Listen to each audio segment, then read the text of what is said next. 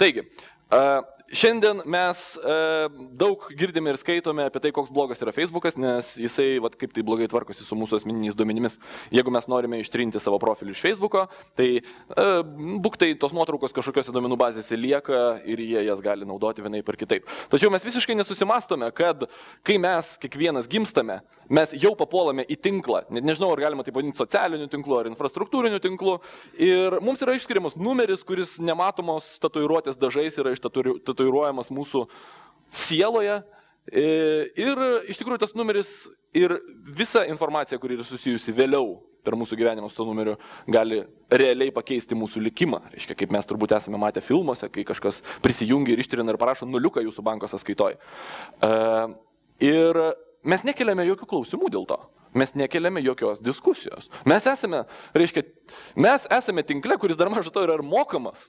Mes ne tik tai mokam už save, mes dar mokame čia kaip piramidė. Kas seniau prisijungia, tas vėliau gauna daugiau pinigų. Ir tie žmonės, yra tam tikri žmonės, kurie stovi už to tinklo.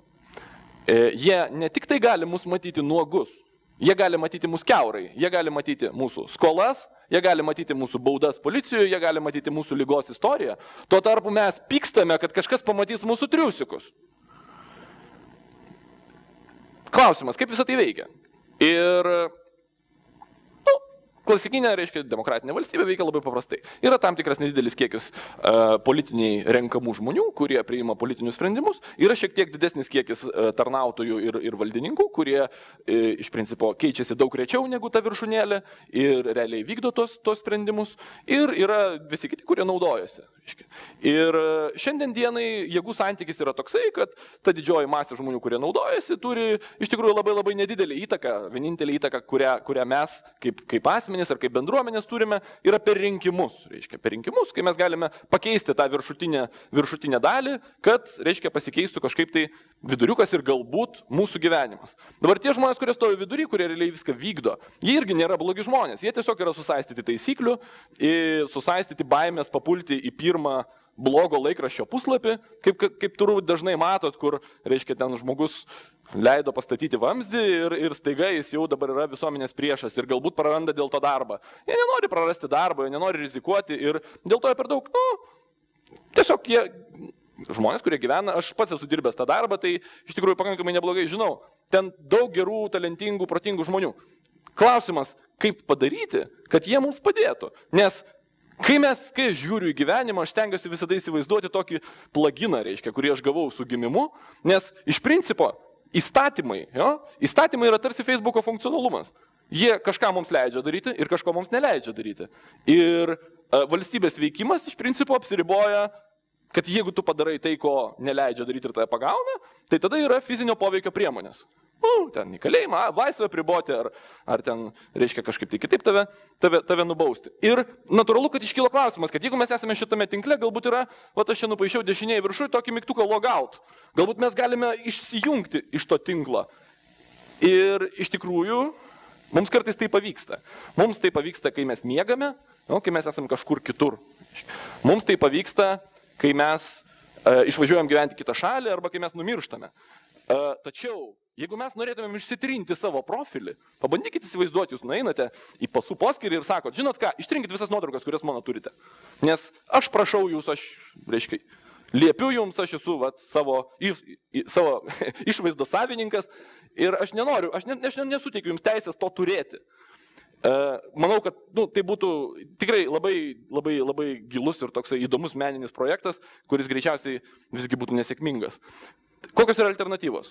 Gerai, mes išsijungiam, reiškia, iš savo to tinklo, išėjom. Tarkim, mums netinka čia Lietuvoje dėl kokių nors priežasčių. Kur eiti? Ką daryti? Ką mes galime? Mes galime pereiti į kitą tinklą. Tai reiškia, išvažiuojame gyventi į kitą valstybę, bet paradigma lieka ta pati. Mes esame ten pat. Ten yra kiti žmonės, kurie renka apie jūs duomenys, kiti žmonės, kurie jums pasako, kada keltis į mečetę, arba jie gali jūsų iš viso nepriimti. Neduoti logino, reiškia, jeigu ten koks Bahreinas ar Kuveitas. Kitas būdas yra nepriklausyti jokiam tinklui. Jeigu mes norime nepriklausyti jokiam tinklui, Kinijoje yra tokie žmonės. Vieno vaiko politika Kinijoje atvedė šeimas, kurios nenorėjo daryti abortų ir žudyti antro vaikelio prie sprendimo, kurį siūlo senukas, kuris mokė Jackie Chaną girtojo stiliaus, senelis, neregistruoti vaiko. Neregistruoti vaiko iš viso. Ir Kinijoje iš tikrųjų yra didelis kiekis žmonių, didelė grupė žmonių, kurie neturi paso, neturi išsilavinimo, neturi socialinio draudimo numerio, nemoka mokesčių ir jie yra 21 amžiaus klajokliai. Kad ir kaip romantiškai tai skamba, patogumo tokiame gyvenime nėra labai daug. Trečia alternatyva yra kokia? Galbūt sukurti savo tinklą. Sukurti savo tinklą reiškia sukurti savo valstybę. Kur šiais laikais galima sukurti savo valstybę? Žemė plinta, tačiau tarptautiniuose vandenyse yra galimybių tai padaryti. 66 metais apleistoje Antro pasaulinio karo platformai, kuri buvo sukurta kaip gynybinė platforma, vėliau apleista Anglijos kariuomenės, Beitsų šeima jėga užgrobė tuščią platformą ir pasiskelbė karaliais. Ir jie įkūrė valstybę, kuri vadinasi Sealand. Jie išleido savo herbą, jie išleido savo pinigus, jie išleido savo himną ir jie iki šiol sėkmingai gyvena, galima jų pilietybę nusipirkti už maždaug 30 svarų per internetą. Jie, reiškia, užmesginėja diplomatinius santykius su visom valstybėm ir viskas vyksta aukščiausių lygių. Ir, reiškia, nes pagal tarptautinę teisę, nieks negali, reiškia, legaliai, nebent atvažiuotų kareiviai, reiškia, ir juos ten, reiškia, jėga nuimtų. Kaip kad, tarkim, jeigu Rusija jėga užpuls Lietuvą, tai tada mes priklausysim Rusijai, neapsiginsim. Tai ir čia neseniai Anglija nutarė, kad, kadangi platforma yra netoli Anglijos krantų, Anglija nutarė, kad jie praplečia savo tarptautinių vandenų teritoriją 12 mylių į gylį, reiškia, į vandenyną. Pagal tarptautinę vėlgi jūrinę teisę, jie gali tai padaryti ir jau liktai ta platforma papuolė į tą teritoriją. Tada, reiškia, Beitsas, karalius Beitsas išsiuntė atgal raštą, kad jisai praplečia savo teritoriją 12. Ir ten jau, reiškia, biški ir Anglijos kranto papuolė. Bet, reiškia, tarptautiniam teisme jie įsiaiškino, kad toks praplėtimas, jeigu tenai yra žemė, tai žemės savininkų nepakeičia. Tačiau, vėlgi, gyvenimas ant platformos, jis turi tam tikrų nepatogumų. Labai didelių nepatogumų, kur kas didesnių, negu mes turime šiandien Lietuvoje. Nes iš tikrųjų mes gyvename labai kokybišką gyvenimą. Jeigu palyginti su miesto megapoliais, su pasaulio megapoliais, kad ir su paprastu Londonu, kur atrodytų stebuklai ir visi ten važiuoja. Žmonės, mes čia turime švarų vandenį, turime švarų orą, mes čia turime lapų, spyglio kvapą, mes neturime terorizmo, mes neturime beveik kamščių. 20 minučių iš taško A į tašką B tai nėra kamščiai. Mes čia nerealiai gyvenam iš tikrųjų. Ir tai kokias dar yra alternatyvos? Gauti žemės. Kur mes galime gauti žemės? Žemė taip lengvai nedalinama. Iš istorijos apie Izraelio valstybės susikūrimą. 1903 metais, kadangi idėja sukurti šią valstybę buvo daug senesnė, tai prieš 100 metų buvo diskusijos su Anglijos valdovais, reiškia, sionistai diskutavo ir prašė gražinti istorinę žemę Izraeliui, kad reiškia, būtų galima įsteigti atskirą valstybę. Ir Anglų vyriausybė pakrapštė galvą, sako, kadangi daug kolonijų turėjo visam pasauliu, sako, žinot ką, mes, ten, kur ta Jeruzalė yra nelabai gal, nes čia geros žemės, žinot ką, mes jums siūlome, va čia yra tarp Kenijos ir Ugandos, yra tokia va teritorija, tai va tenai, reiškia, netoli Somalio, imkit. Ir, buvo mandagiai atsisakyta, reiškia, ir tada buvo nuspręsta visgi reikalauti tų istorinių žemių. Ir, aišku, ten karinė jėga turbūt nelabai. Tai kas mums belieka? Mums belieka keisti iš vidaus. Mums belieka keisti iš vidaus, ieškant naujų dimensijų, ieškant naujų galimybių. Reiškia, keisti valstybę ten karinio perversmo keliu nesiūlau, nes tai nėra įmanoma. Tačiau galbūt mes galime pakeisti paradigmą. Paradigmą tarp bendruomenių, individų bendravimo su valdžia. Nes dabar mūsų bendravimas su valdžia yra kažkoks meldimas. Prašom, duokit. Neduosim. Jūs blogi. Prasme, what the fuck? O kodėl jie mums turėtų ką nors duoti? Kodėl jie turėtų pajudinti pirštą daugiau negu ten parašyta pareigybinės instrukcijose? Kodėl jie turi taip elgtis? Jie neprivalo nieko mums duoti. Mes privalom padaryti taip, kad jie panorėtų mums duoti.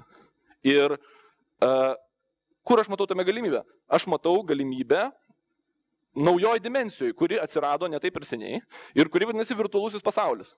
Kiekvienas, ar bent jau dauguma daiktų ir kiekviena sistema, kiekvienas tinklas turi savo tokį nematomą virtualųjį icebergo gabalą. reiškia, imkim, miesto autobusai turi savo tvarkaraščius, kurie yra internete. Galbūt galima nusipirkti bilietus internete, galbūt galima pasižiūrėti, kokioje stotelėje reikia išlipti, kad nueiti į Tedą vaizdingų maršrutų. Visa tai yra internete. Ir šiandien dienai mes matome, kad versle kas? Versle vyksta konkurencija. Reiškia, vienas padaro biškį geriau, tada antras, trečias, tas gyvenimas keičiasi ir iš principo laimi kas? Laimi žmogus, laimi vartotojas. Tačiau, jeigu mes paimtumėme mūsų miesto arba mūsų valstybės struktūrą, su kuo jie konkuruoja? Su kuo? Su niekuo. Tai kam tada tobulėti? Jeigu jūs parduodate prekę, reiškia, ten vaistus, vieninteliai vaistus nuo kiaulių gripo, tai kam jums gaminti dar geresnius vaistus? Jums nereikia. Jūs galite toliau juos pardavinėti begalybę laiko, kol neatsiras kitas, kuris padarys geresnį produktą. Taip veikia pasaulis, taip veikia žmogus. Ir aš manau, kad čia mes turime visai įdomią tokią užgimstančią galimybę. Ką mes galime padaryti? Ką mes galime padaryti čia? Nes mūsų miesto, tas pavandeninis, matot, jis tarsi apvirtęs aisbergas, ledkalnis. Viršus yra, išsivystęs, tačiau apačia, jinai tokia. Ten vietomis yra kažkas, vietomis nėra. Yra daug kalbų, tačiau iš tikrųjų tie darbai juda lėtai ir jie juda lėtai. Vėlgi tam yra labai paprasta priežastis. O nėra kur skubėti. O kam iš viso skubėti? Gaus lietuviai 10 metų vėliau ten elektroninį balsavimą. Ir kas? Ir nieko. Nėra kažkokios alternatyvios vyriausybės, kuri ten laimės rinkimus, jeigu jinai kažką padarys. Nėra jokios konkurencijos. Ir papasakosiu istoriją, kai nebūna konkurencijos ir kur tai gali nuvesti. Čia yra toksai veikėjas, kuris, reiškia, nuo Ivano Rūsčiojo laikų Rusija pasiėmė Sibirą. Ir pasiėmusi Sibirą kelioms didžiosioms giminėms, reiškia, verslininkų giminėms, jinai atidavė viską, ką ten rado. Tai yra kasyklas, rudos kasyklas, aukso kasyklas, akmenų, reiškia, brangiųjų kasyklas ir jie ten liedavo patrankas, davė jiems visiems po ten 100 000 baudžiauninkų. Baudžiauninkas tai yra jūsų firmos darbuotojas, kuriam nereikia mokėti algos. Ir jie, reiškia, panaudodami, keisdami upių vages, kūrė tokius krioklius, tie kriokliai varė mašinas ir jie liejo patrankas ten kelius šimtus metų. Vėliau atsirado garo variklis, bet šitai hebrai nereikėjo garo variklius, jie nenorėjo investuoti į jį, nes kam investuoti, jeigu yra nemokamos darbo jėgos, ten prisidaugins tų baudžiauninkų ir ten dar vieną upę nukreipsim. Ir toliau savo nemokamai mums suks mūsų ratus ir tai buvo iš tikrųjų pasakiškai turtingi žmonės. Tačiau vieną dieną caras atšaukė baudžiavą. Visos kasyklos, visos gamyklos tapo nuostolingos.